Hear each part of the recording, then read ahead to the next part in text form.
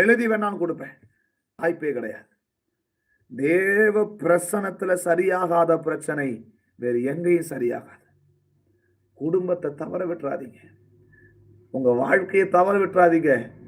கர்த்தர் உங்க வீட்டை கட்டணும் அப்படின்னா, உங்க குடும்பத்தை கட்டணும் அப்படின்னா, குடும்பத்தின் மீது கவனம் வையுங்கள்.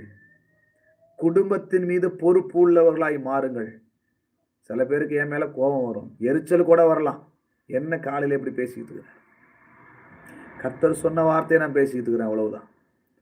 நீங்க என்னை கோவப்பட்டாலும் சரி, என்னை திட்டினாலும் சரி, எனக்கு அதை பத்தி கவலை இல்லை. நமக்கு சூடு சொரணையே கிடையாது.